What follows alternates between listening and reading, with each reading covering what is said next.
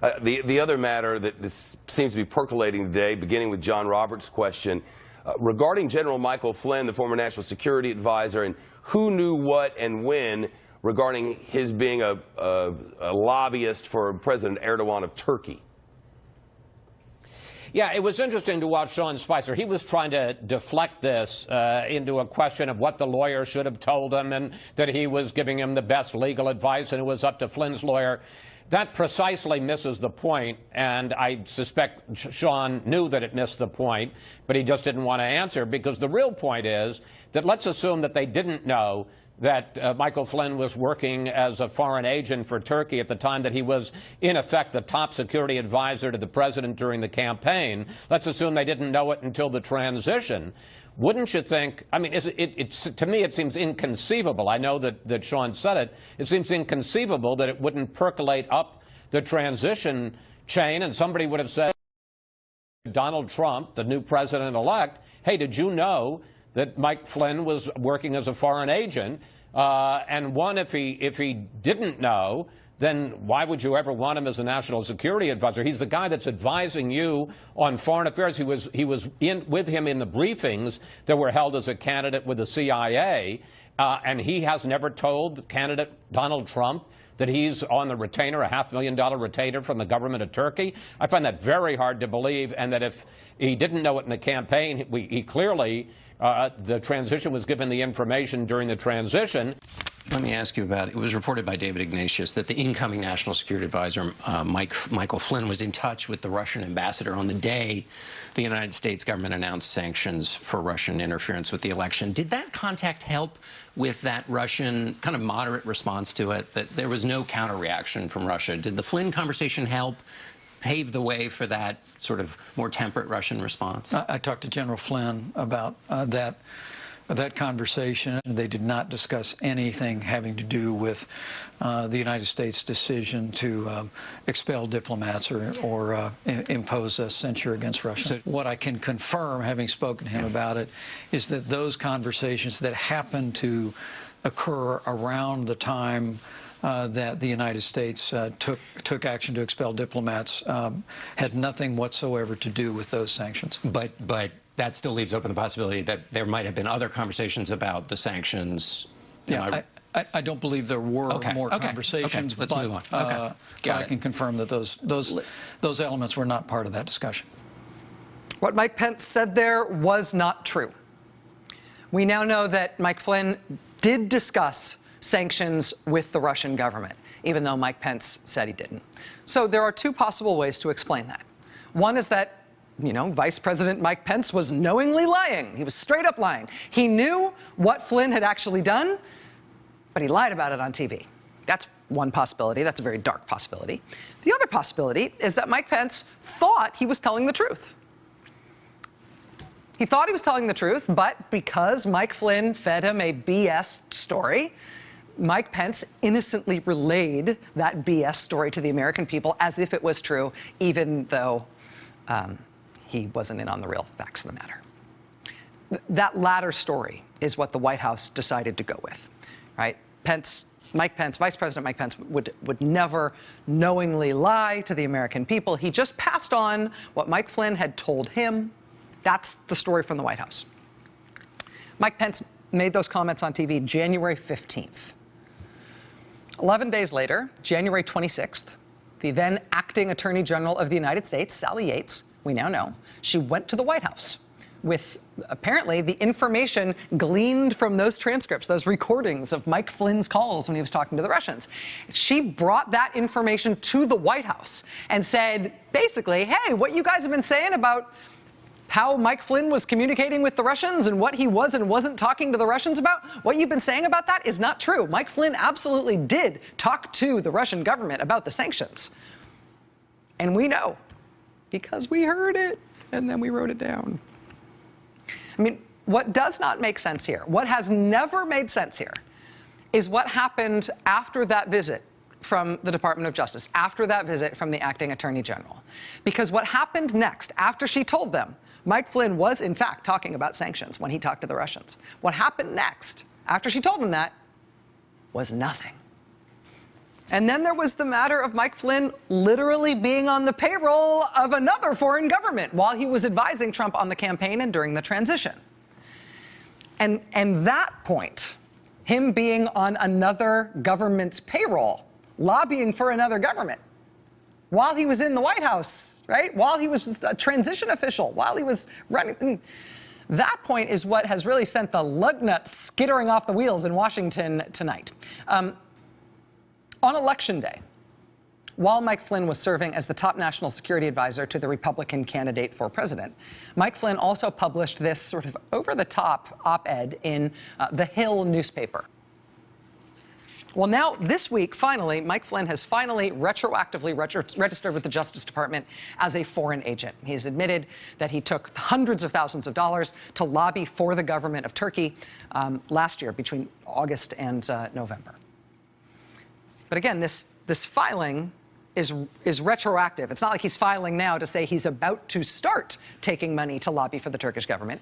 He's filing now to report that he was lobbying for the Turkish government last year, while he was also working for Trump. Now, the White House said today that President Trump had no idea that Mike Flynn was an agent of a foreign government while he was advising the Trump campaign and leading the national security part of the Trump transition, and honestly, while he was sitting in on the presidential daily brief and all of the other things he did as part of the Trump effort. And maybe, amazingly, that's true, that President Trump had no idea Mike Flynn was a foreign agent while he was doing that, because maybe the president consumes no news and information that is publicly available to the rest of us. Maybe he didn't notice anything on cable news. Maybe he didn't notice anything on the Daily Caller or Politico or the AP or CNN or Bloomberg or any of it. Just didn't notice. But you know, just a week after we did that big segment that we did on Michael Flynn working for a foreign government, just 1 week after that, Democratic Congressman Elijah Cummings wrote to the Trump transition team to formally alert them to these credible news reports that the top national security advisor to the transition and to the new president was lobbying for Turkish interests. Notification from Congress.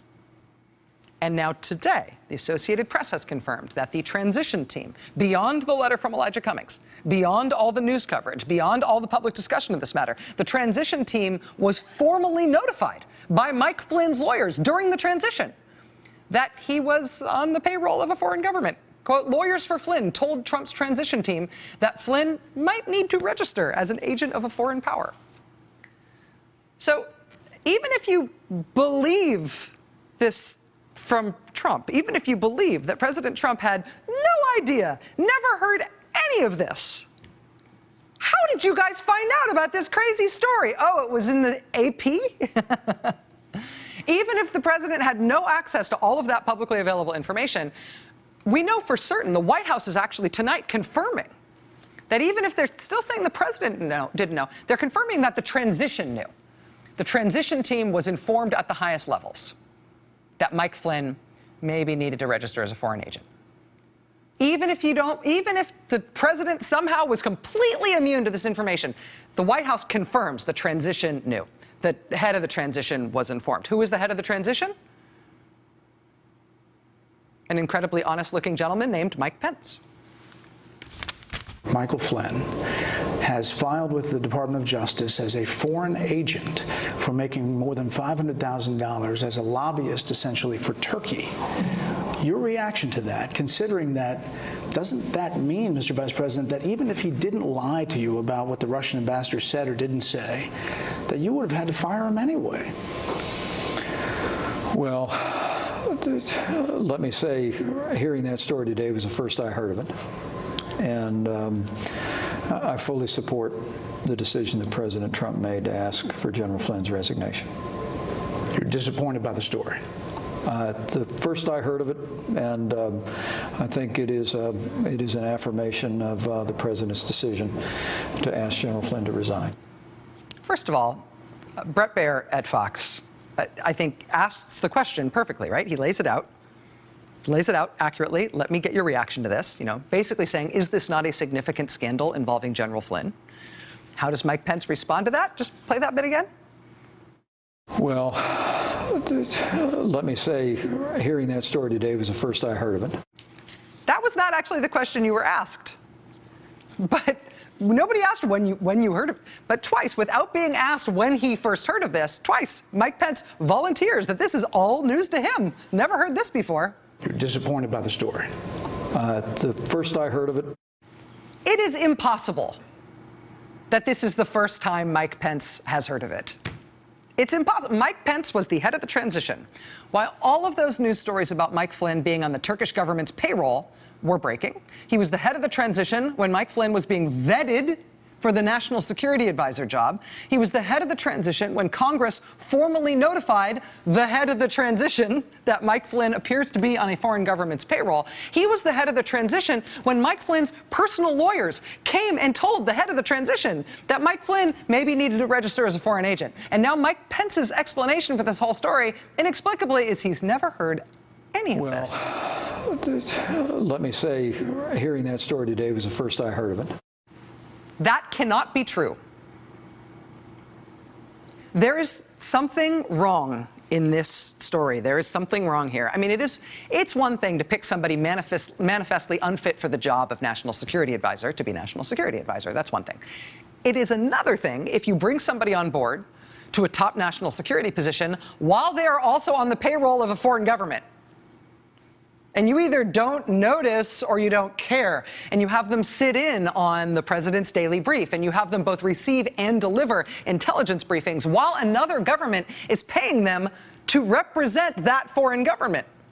I mean, that's a second-level scandal here. But you know what? It's a third level of scandal when you start making utterly implausible denials that you had any knowledge of this thing that not only happened in plain view, but you very clearly did know about it at the time that it was happening, and you were notified of it directly. So, Congressman Kingston, let's talk about Michael Flynn. He was fired for lying to the vice president about his connection with the Russian ambassador, and now we have learned that he was working as a foreign agent for Turkey, paid more than $500,000 while he was working for the Trump campaign, and he just filed paperwork to make that official 2 days ago. It seems like that would have been important information for the American people to know, don't you think?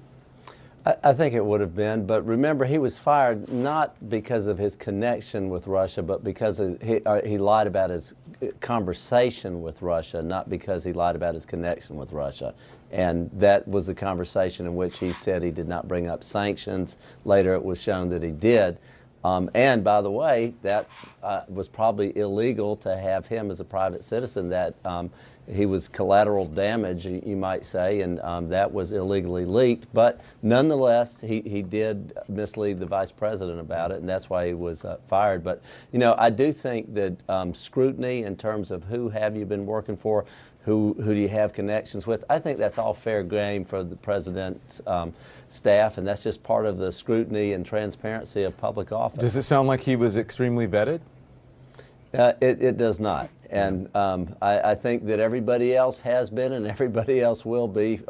Lessons learned. You know, one of the things, Don, about Trump coming as a businessman, he doesn't try to rig things. And I'm not making I'm not trying to go back to the election on that use of that word. But one of the things I know when I was in the House is that often we knew exactly what the votes would be on amendments before we brought it to the floor because we wanted to win every time. And that's the political way to do things. I think a businessman's way is, hey, I'm not going to have perfect. I'm going to try some things, and some things are going to fail. I'm not afraid to make mistakes. Well, I'm talking about with some of his appointees, with Mr. Flynn, but also the Secretary of the Army, Secretary of Air Force, our Navy, who's happy. I think that's okay, Jack. Listen, I don't mean to cut you off, and I don't want to be rude. I think that's okay when you're working in private business for yourself. You can handle your business the way you want to. When you're the President of the United States, you're doing the American people's business, and especially when you say that people should be extremely vetted and that you're going to have the best team and do the best job, then you need to do that and not run it as a private corporation. That's not what the U.S. government is. Go ahead, Juliet. I know you wanted to get in. Oh, Don. Yeah, well, I talked to a bunch of people who know this law a little bit better than I do in terms of, what was Flynn's obligation. That's a lot of money to forget, $500,000. He clearly, either forgot it or there's just a casualness about ethics, I would say, around Trump and his people. But the more interesting thing is, why did he decide to do it now? And most lawyers who know this law suspect that the FBI that he's cleaning up his house, that he has lawyers that are saying, you need to get your house in order. It's like paying back taxes when you're about to be nominated for something. Flynn. If you've been skipping out on taxes. Talking about Flynn, that the reason why he did it now, why he's out of the limelight, he doesn't have the job, is actually because he needs to clean up his backgrounds, because either there's an investigation or things are ongoing. We've long suspected that Flynn is part of all this Russia stuff. And so the timing has to be discussed. Why all of a sudden does he wake up and say, oh, I forgot that I was an agent of a foreign power? And so likely, at least people who have this experience, people who come forward, it's like paying your back taxes before you get nominated. Well, the whole thing about the wiretap or communications, it was because of Flynn. He was speaking to the Russian ambassador, and he happened to be picked up from them monitoring the Russian ambassador. You were nodding your head as she was speaking, Matthew. Why so? Well, look, the whole notion of the conversations with the Russians being so sensitive, so much so that someone could get fired, it's a little strange. It's clearly the lying that's a problem, and it's clearly ethics vulnerabilities within the administration that be the problem. Talking to the Russians and having a policy towards the Russians are smart things to do, both for diplomacy and during a campaign. I mean, Hillary Clinton had a Russia team. So what you would have wanted backstopping Flynn and anyone else senior in the administration who's going to have contacts with the Russians or anybody else after January 20th is a policy and people to execute that policy. And I think part of the problem with Flynn was he really was very much out there on his own. Yeah. He was freelancing, he was having conversations, and he wasn't being well briefed. Here's a question, Steve. I mean, we know that Flynn was paid to speak at an RT conference in 2015. He sat with Vladimir Putin at the event. If he was working on behalf of Turkey during the campaign, is it conceivable that he could have been working for Russia too? Well, first, let's get to the idea of this extreme vetting, which you were talking about. How about extreme common sense? I have to agree. The conversations with Kislyak are probably not that big of an issue. He probably just got a little bit ahead of himself and then ended up lying about it, which didn't end up well for him. And of course, there was the integrity issue. But when you go to Russia, as a intelligence officer, this guy was an intelligence officer for most of his career, and seems somehow to think that it's okay to go to Russia, it's okay to sit next to Vladimir Putin, which doesn't happen by accident. It's okay to get paid and associate with RT, which is a propaganda outlet of the Kremlin. I mean, how do you miss that? How do you figure, yeah, this is the guy who I want, to be doing this? It just, that to me doesn't make a lot of sense. Could he have been working, for the Russians as well? I would have been. I was asked recently, if you had that, that magical spy, that great penetration inside the Kremlin, what would you ask? One of my questions would be, what actually happened, in Moscow when he was there with RT that was off camera, that was not taken pictures of? Were there private meetings? We don't know. We just don't know about that. But now that the stuff with regard to Turkey is coming out, I mean, it's just difficult to tell. We don't know.